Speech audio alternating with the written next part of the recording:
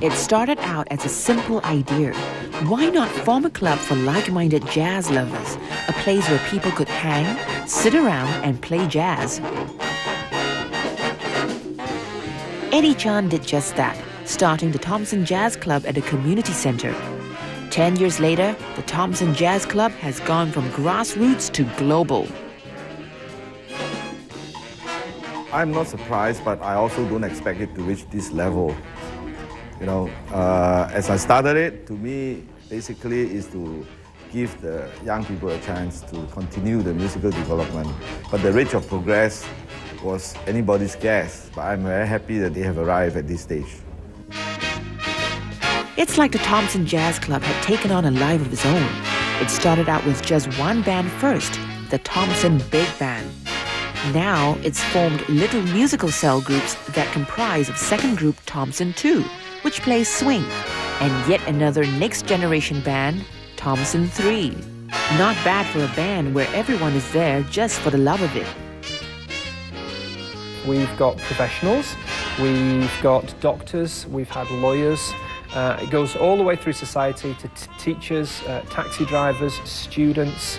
So we have them from all walks of life. We don't restrict our membership in any way. But these maestros say hitting those career high notes had them sometimes singing the blues. The problem is that most of our members are not professional musicians. They're people who do this because they enjoy it. So trying to get them to understand that you can have fun doing it, but if you want to achieve anything, you have to put some time and effort into it. That is a continuing battle, because everybody's got families, everybody's got work commitments, The issue of funding, which is very hard for all arts groups in Singapore, is to make the transition between amateur to professional.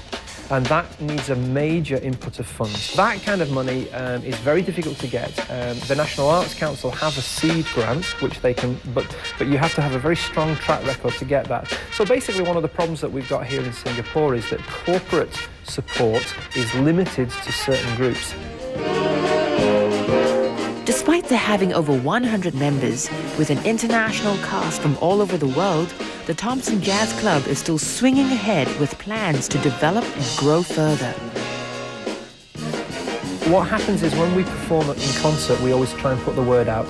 And also I've tried to contact the schools to see if there's anybody leaving school, for example, or who's of a reasonable standard to bring them to us. The problem is with the schools is that all the young musicians here are set up for either choral, classical, or wind bands. So they have no experience of jazz whatsoever. But I'd like them to realise that you don't need any experience of jazz to join a club like ours, because that experience you will gain from playing with us. So any advice for budding creative talents who are looking for that big break? Most important thing is you must have passion and perseverance. We had our ups and downs, but however, we didn't give up.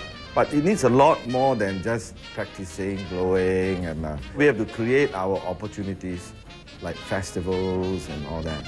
So if you have a group that wanted to go global, you must have the contact. If you don't have a contact, you must try to get contact. Yeah, that is the basic key. So it ain't got a thing if it ain't got that swing, and the Thompson Jazz Club is certainly on the right groove to fame.